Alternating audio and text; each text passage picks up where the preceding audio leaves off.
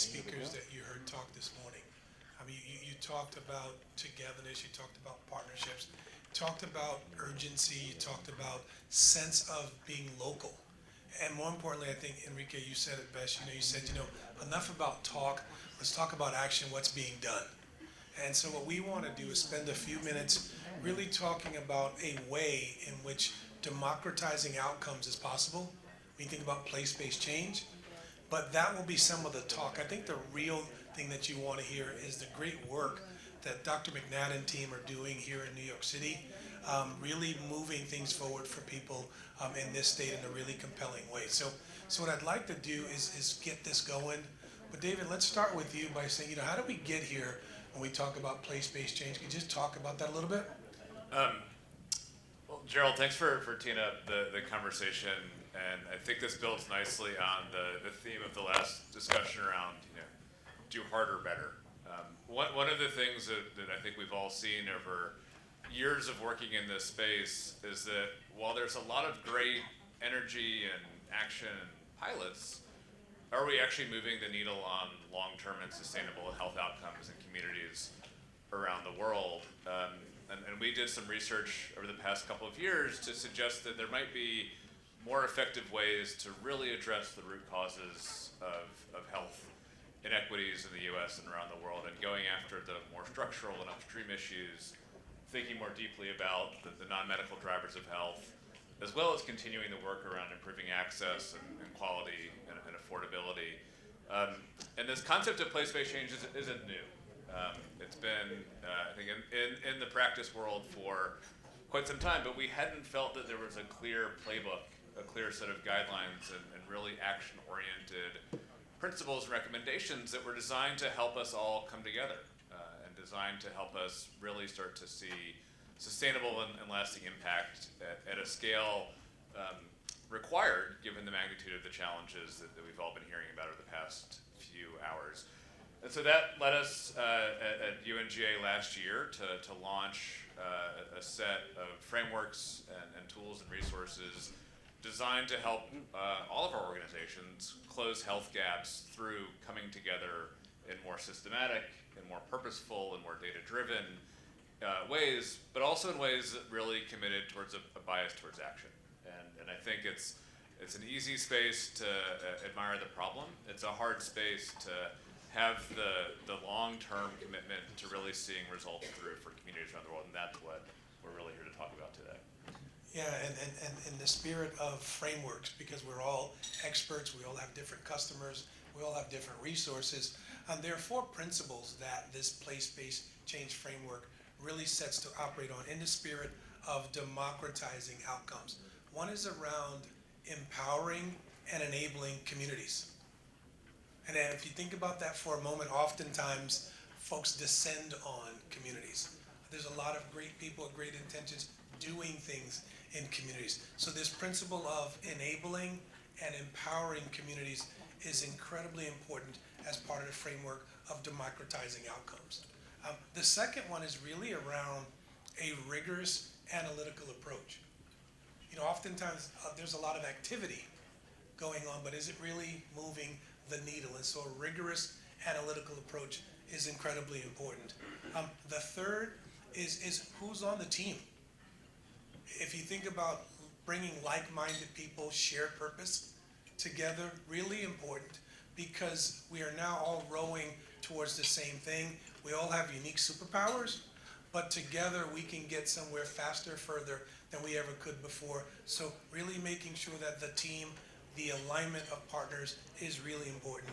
And then I think the last principle, which came out in spades throughout today, is the importance of understanding and really thinking about a business model that delivers on the short term indicators. What are some of the early indicators? But as you heard Dr. Kalan say earlier, that outcomes is really going to drive this.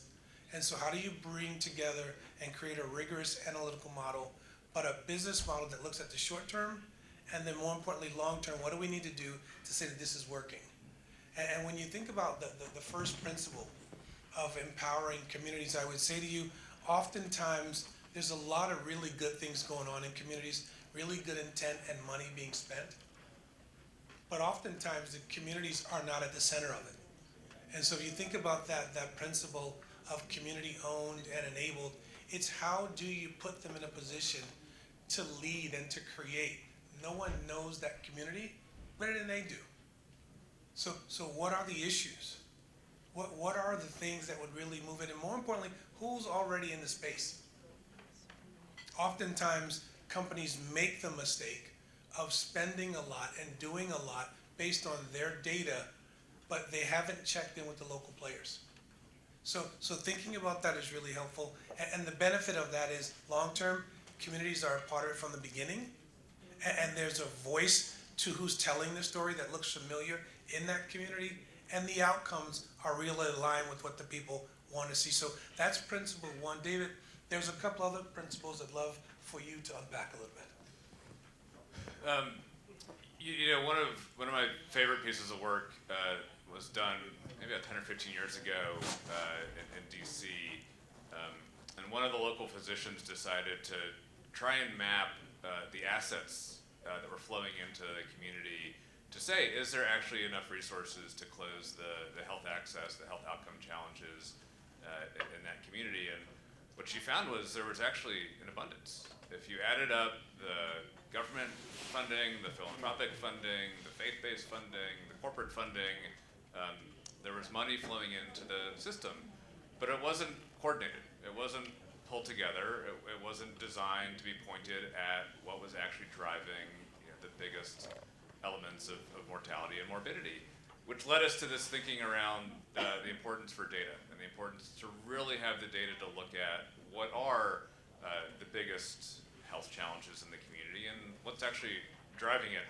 I don't want to steal the thunder because there's an even better, more recent example that you're doing, but I think this principle around, are we looking at the data to really determine where to invest and where to focus?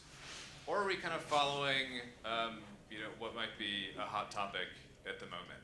And I think this balance of what's the epidemiology, what's the data telling us, against what do we kind of think is a topic that people are willing to get behind in the spirit of the moment, is a really important thing for us to continue to wrestle with. So I don't want to go more into detail because I do want to hear, Dr. McNatt, from you as you get into the work that you're doing a little bit more around the data side. Good morning. Nice to see everyone. Thank you for the time and the invitation and the discussion. I heard maybe the last two panels, and so I know you're deep in the conversations about health equity, and I would say about health justice. I sit in the New York City Health Department, where I have been for the last 3.5 years. Serving as the Chief Equity Officer for the agency and the Deputy Commissioner for what's called the Center for Health Equity and Community Wellness. The agency is celebrating 220 years of being a local health department. It's the largest local health department in the country. In those 220 years, however, we've been talking about and using the language of equity for a decade. I like to remind folks of that in our institution and everywhere, that we are, 220 years ago, slavery existed in New York City and was legal. So we are talking about institutional change that is generational and takes a long time. So as long as it took to dismantle freedoms and liberation is as long as it takes for all of us to be doing health equity and health justice work.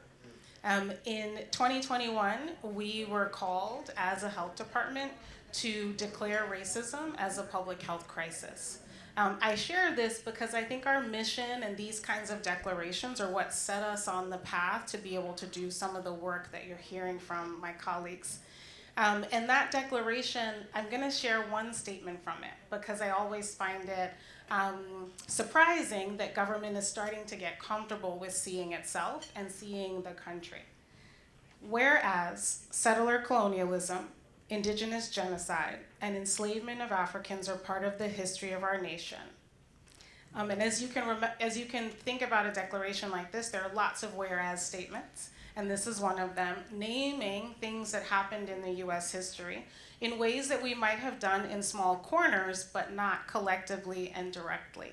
And the remainder of the statement goes on to share the commitments that the health department makes as a result of those recognitions.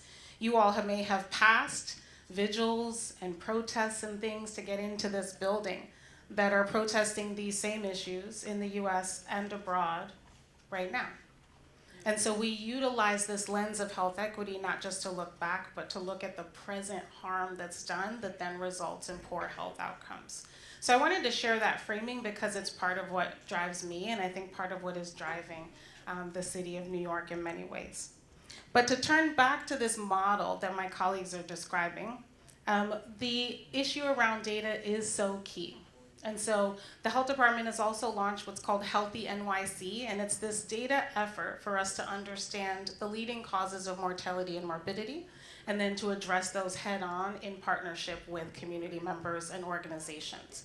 And the ultimate goal is to increase life expectancy to at least 83 years old by 2030 across the city.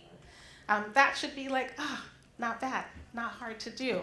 And yet the inequity in life expectancy in New York City, you can be in one zip code versus another and have a 10+ year difference in your life expectancy based off of where you were born and where you're raised and on the racial discrimination that you're experiencing.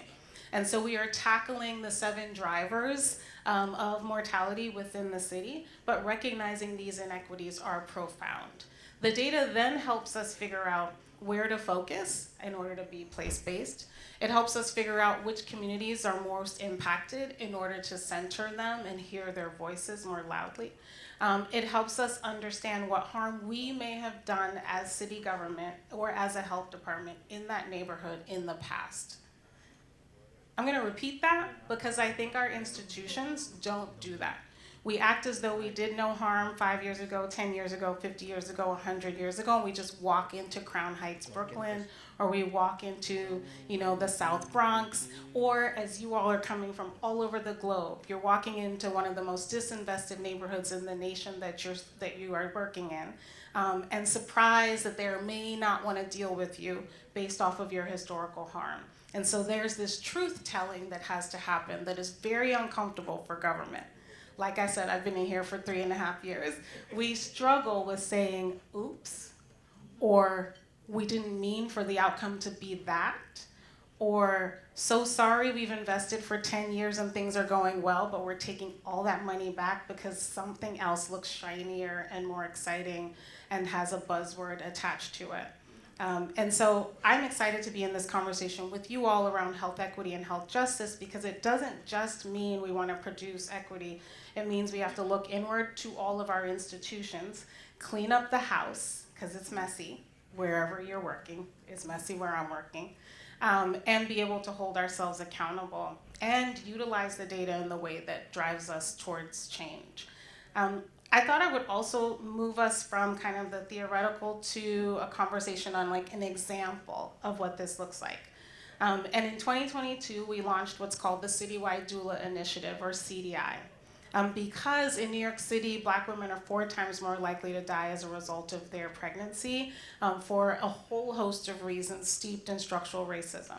That's true across the nation for Black, Latina, and Indigenous women. And there are many, many solutions that can be helpful to us, but doulas, who are sort of birth workers, birth partners, are one potential solution, producing really great outcomes. So in 2022, we launched this program, and many health departments might have struggled with this. We did. And part of the struggle is that you have to realize you can't actually do it as the health department. So you have to call upon partners who know about doulas and have been doing this work for 30, 40, 50, 70 years, let alone communities that have had doulas for hundreds of years, right? And so the partnership that had to be created was to work with very small Black, Latina, immigrant-led, community-based organizations who were training doulas and could deploy them all around the city. And that level of partnership is hard because we come in like, I'm the health department, and I know things, and I'm smart, and I have data, and I have lots of doctorate degrees, and so, all the things. And our community-based organizations know the problem better than we do. They know the answers better than we do. They just need us to flow the money to them. and to help with some institution building, right, to be able to be a backbone of the work that they're doing. So we have 7 amazing community-based organizations that do the service delivery across the city and get women access to 8 visits, during their pregnancy and during their postpartum for free, and a birth worker to be along their side while they're giving birth in the hospital setting. All of this is so that we can help to prevent maternal health inequities across the city. And what we've seen are the outcomes for women in these programs are better than their peers who are not in these programs. And so it's a reminder, one, that you have to follow community leadership. We launched in 2022. Doulas have been talked about by these small community-based organizations at least since the 1940s in New York City and in the country. So we're slow, right, to follow community leadership because we're like, well, we're not sure that your data says what we would like it to say in order for us to act. And all it means is that for decades we were missing out on the opportunity to prevent death. And so very excited to continue the conversation about health equity and health justice and some examples about how we use data and then how we partner. And the last statement I'll make is just, it's not perfect. So it is, I always want to be careful not to pretend that it's a linear journey to really good outcomes. You stumble, and yet you have to keep doing the work. Yeah, Dr. McNatt, thank you for that. I want to keep this conversation going because one of the things that you heard inherent in what Dr. McNatt was talking about was trust. How do you build community trust? And oftentimes you have meetings and you invite people to those meetings. One of the things we had to learn at the American Heart Association is that there are meetings actually already going on. How do you humble yourself to get invited to those meetings? So really big concept. I'm sure everyone in the room gets that, but it was something that we had to think through because we are science-based, we are data-driven, we're all those things, and we're going to invite you to our meeting. And what we were learning was, wow, in a gym somewhere, in a church somewhere, in someone's actually living room is a conversation around the real issues. And how do we get invited to those things? I'm going to come back to my colleagues in a minute. The other thing is the importance of storytelling. You know, and as marketers and others in the room, there's this trinity of message, messenger, and motive when you're telling stories. And if you think about at the community level, who do they see? What are they saying? And what's behind it? If you don't get that right, all the things you were talking about, New York City Department of Health, we're talking about being data-driven, we're talking about putting partners together. If you don't get those things right, this model doesn't deliver on democratizing outcomes either. So wanted to say that as I was listening to you say what you were saying. David, I know we look at a lot of data, a lot of models. Anything you'd like to add towards that? I just love the takeaway being fewer meetings. This can make all of our experiences better. No, I think one of the other things that we've been really struck with in trying to kind of espouse doing this kinds of work is not just the getting invited to the right spaces, but making sure the table is as full as possible of sectors that might not historically see themselves in this work. We've talked a lot today already about the non-medical drivers of health, jobs, food, housing, social connection, information, and we've thought deeply about sectors in the economy outside of life sciences and healthcare, outside of government, outside of civil society and nonprofits, that really could play and do play a really important role in addressing what communities around the world need to be healthy. But how do we start to break down some of those language barriers, to your point on storytelling, and how do we make sure there's enough alignment of values and purpose and intent to have organizations show up and commit to partnering in different ways? And I think it's just been a really interesting journey to see how that has unfolded with some of the examples that you've talked about, and obviously Healthy NYC has a plethora of really interesting kind of private sector organizations involved in everything, Gerald, that you all do as well. But I think continued work is necessary to make sure we're thinking broadly and that we're not neglecting the opportunity to bring others into the movement that we're talking about. Yeah, Dr. McNatt, I'm going to come back to you here. When you think about resources, when you think about goals, objectives, you think about having to do all of that in different boroughs with different people and being accountable, you have a lot of examples of how you're putting that into place. What else would you like to share around the importance, one, of data, two, of partners, and then three, outcomes that are measurable, that really speaks to all the activity translating into driving change? Thank you so much for the question. I think a couple things come to mind. So one is, which feels really obvious, the power of disaggregated data to tell us exactly what is happening in a particular place. And I think we often make sort of sweeping generalizations and then offer up sweeping solutions, and then we're surprised that it worked, in the Upper East Side, but didn't work anywhere else in New York City, right? So place-based is really the power of utilizing the data to understand what exactly is happening in this particular environment. I also like to emphasize the power of qualitative data. I think that we chase quantitative data a lot, and what it often tells us is we have a problem. And it's sort of like, going to a watchmaker and they tell you your watch is broken and you're like, that's why I came here, right? And it's like, okay, so what's going to help you figure out what some of the solutions are? And often qualitative research with the folks who are the most impacted and with them leading their own research and data collection and collaboration helps to understand the nuances of what might be happening in this zip code versus another one. And so I see a lot of excitement in qualitative work and mixed methods work in public health and in health equity efforts. But often it's not valued at the same level, and yet it's the information that tells us the how to do the thing that needs to get done in a particular environment or context. I also wanted to highlight a little bit about partnership, because I think that we talk about partnership and collaboration and coming together and kumbayaing a lot. And then we do it in a way that turns out to be, ineffective. So one is that partnership is hard and we should just admit it. And two is that we all have a reason we're in the partnership that's selfish, and we should say out loud what that is. Here's why we are at the table, what we're hoping to accomplish. What are you hoping to accomplish, right? And be really clear about that. And the third is to admit the power dynamics up front.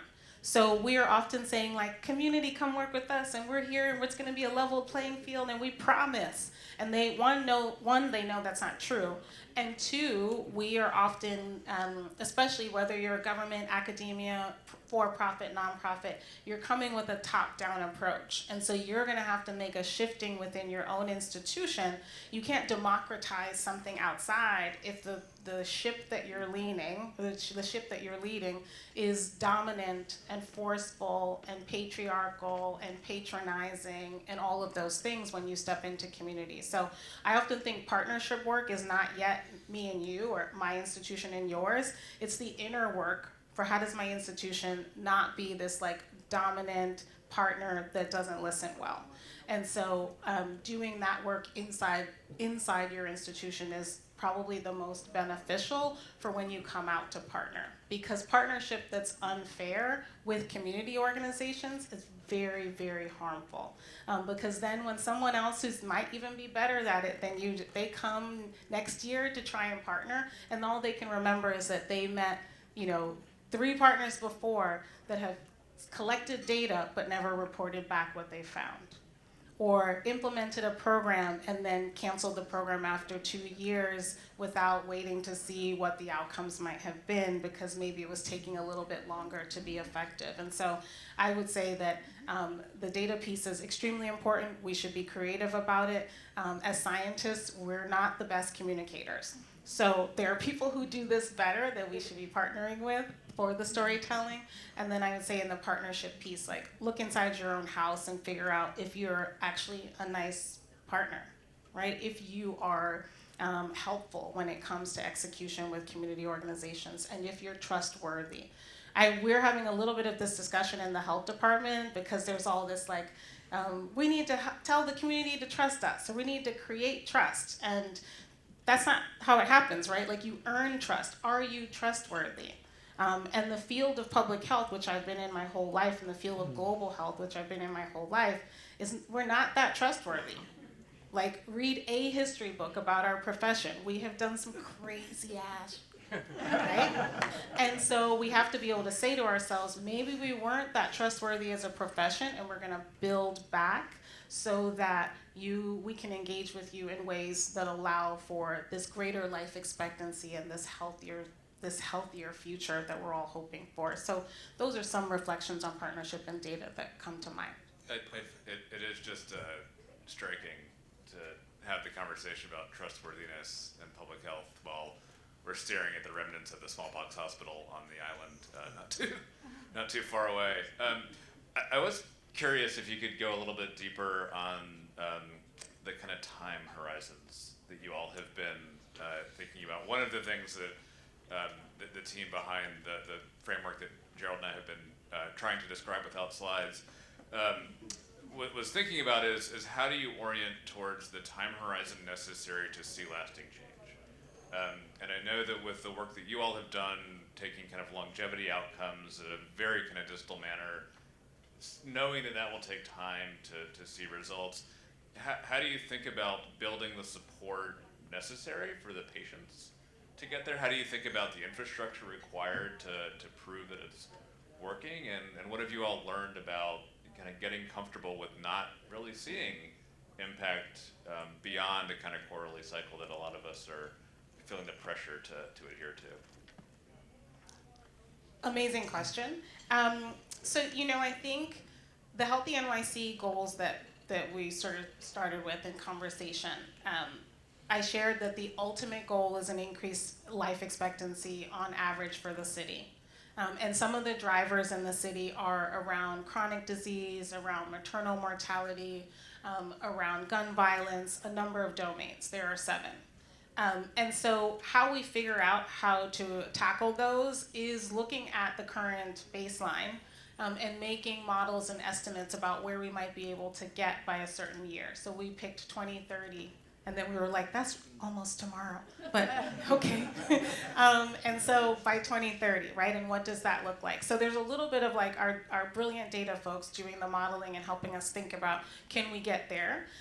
And then there are the folks who are working on implementation of different kinds. And often the indicator we're chasing isn't moving. And so we're thinking about what some of the precursors are. So if we're concerned about maternal mortality, that number, that's not going to change for a while. But we might see C-section rates shift more rapidly based upon the interventions that are taking place. The same for diabetes, hypertension, some of these other leading causes. We're looking at some of the proximal measures to help us understand if we're headed in the right direction. So those are some examples of how we think about what data elements we're using. In government, it's a little bit hard because you're also changing with political cycles. So we might set like, this is really exciting for this 4-year period where you're under a particular mayoral administration, and then maybe the next mayoral administration is interested in something totally different. And so you might feel like, oh, we're gonna have to be pulled in a new direction. So then we do have to be able to make the strong arguments for why this direction has to last beyond different administrative interests.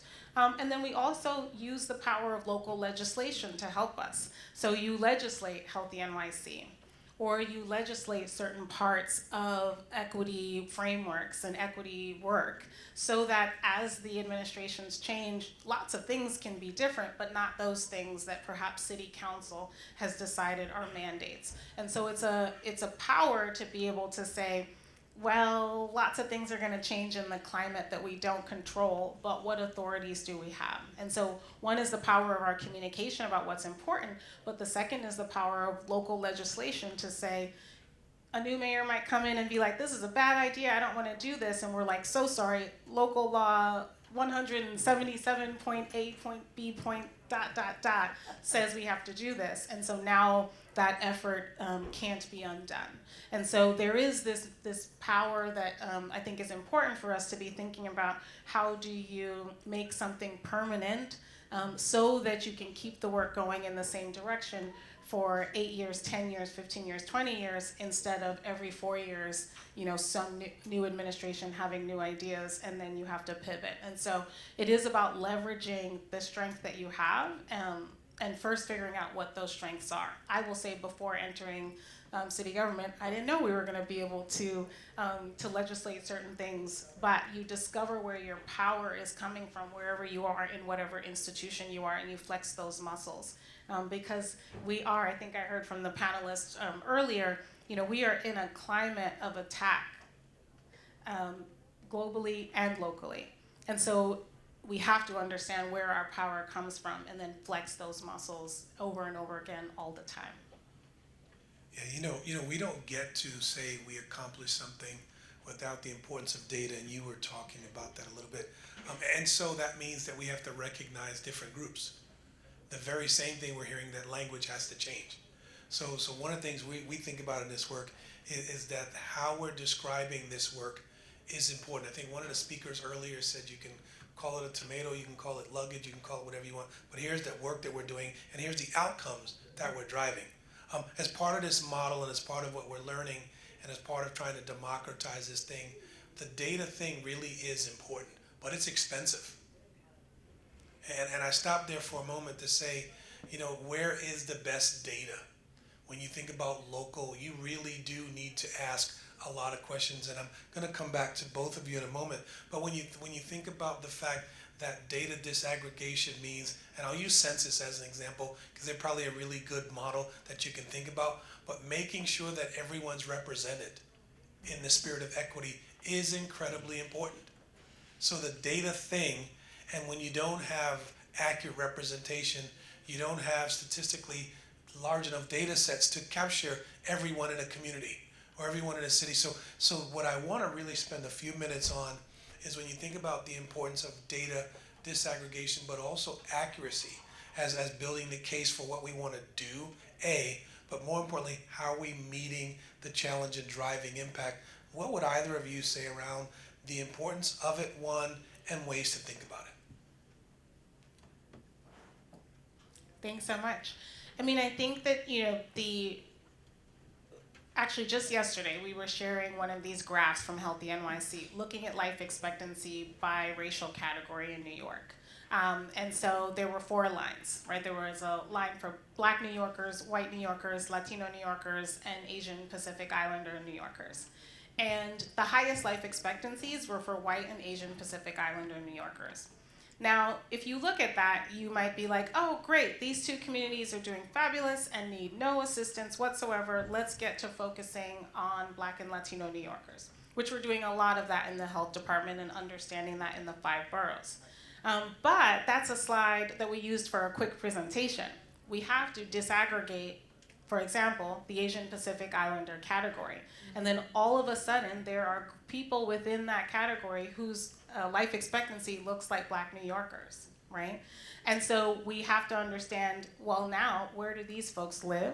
And what services do they have access to? And what's available to their communities? And what kinds of discrimination are they experiencing as a result of their identities, perhaps even identities that aren't as visible as other Asian Pacific Islander communities in New York City? And so the power of disaggregation is to discover what is actually happening and then be able to say, like, oh, we might have been missing a need or missing a gap in service or missing a harm that was happening because the aggregated data looks pretty good, right?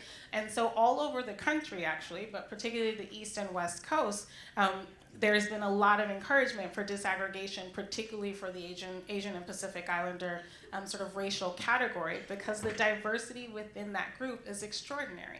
And the way in which people have experienced the American journey within that group is extraordinary. And so you have to be able to identify that and then do something differently for that population.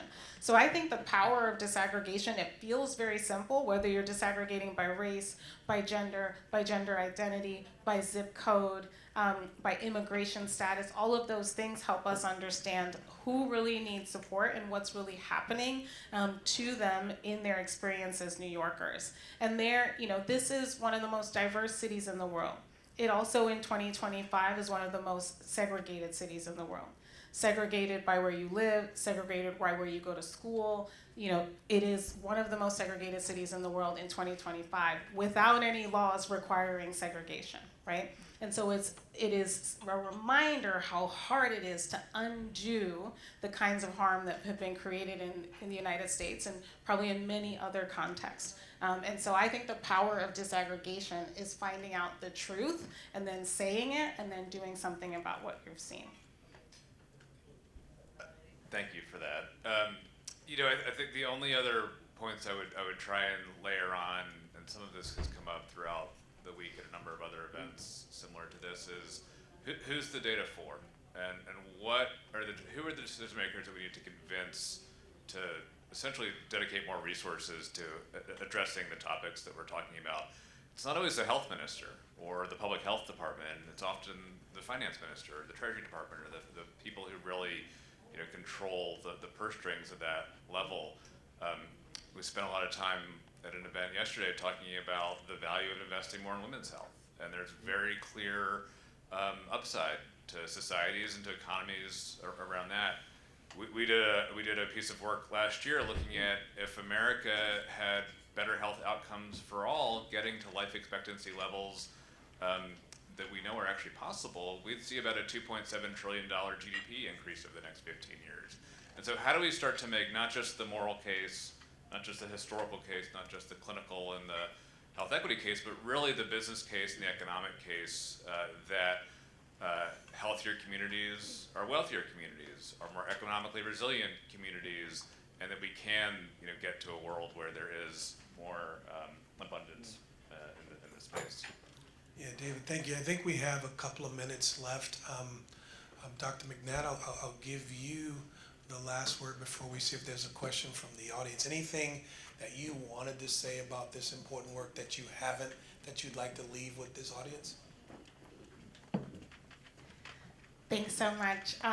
First, it's been a pleasure to be in conversation with you all, and thank you so much for crafting a way for folks to think about this work. I think frameworks do help us kick off our conversations in our institutions, and so thank you for that. I think I wanted to maybe end with two items. One is who is the data for, and two is where do we learn? Where do we keep learning as a profession?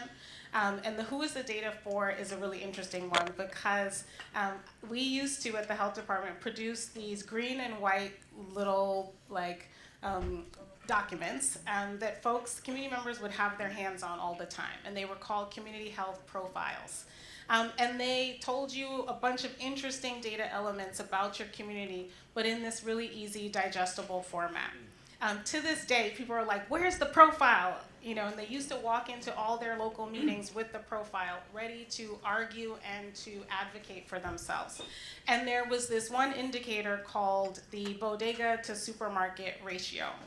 So if you are from New York, you know what a bodega is. If you're not from New York, a bodega is a small corner store that has some of the essentials, and it might be open 24 hours. It always has a cat or more than one. And it is a community staple, right? And a very important resource. And at the same time, if you have way more bodegas than supermarkets in your neighborhood, you're not getting access to fresh produce, fruits and vegetables. You're getting way more packaged foods than you would hope for.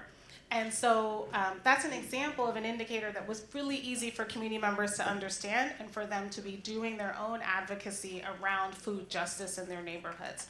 And so I'm reminded, because we moved that from the nice green document that you could just walk around with ready to argue to an online platform that is slow, that you click, you wait, it's loading, and community members are like, please go back to the paper format that I could just look at and I would have the information and I could enter any room with any powers that be and be ready for the debate. And so I think it's also remembering who we want to use it and then how to package it for their use and their power. The last thing I wanted to just share is that, I sit in New York City. We are looking around the globe to learn what the right things are to do in this particular moment. I think that the US was humbled by COVID.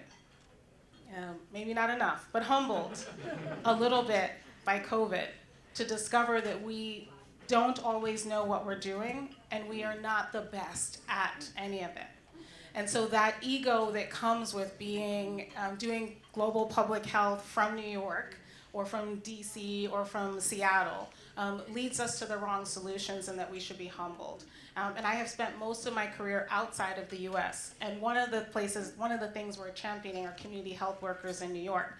And we learned that in Ethiopia and Rwanda and the West Bank and India. We learned that from like 40 and 50 years of work happening in other settings where we should be able to humble ourselves to learn from as public health folks in the city of New York. And so excited to jump into the Q&A, but thank you both. Yeah, I think we have time as food is coming through for one question. And I think the first hand I saw was the gentleman in between, not you, but the gentleman right there. Can you stand up, please? Yes, you. Yes, you. Can you stand up, please? Yeah. Yes. I wasn't going to ask anything, but last comment. Oh, sorry.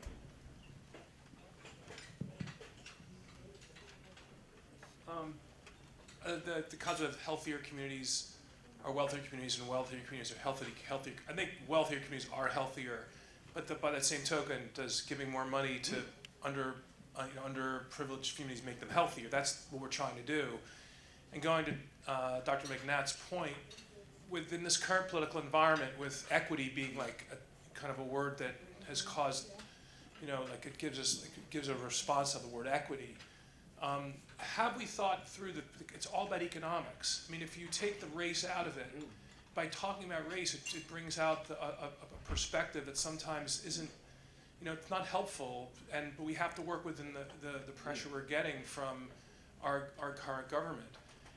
But by focusing on economics, you end up sort of focused on the racial component anyway. And the reason why I wanted to say something is the Pacific Islander situation is a typical example of that. I'm sure that it probably has to do with their economic situation as much as their race.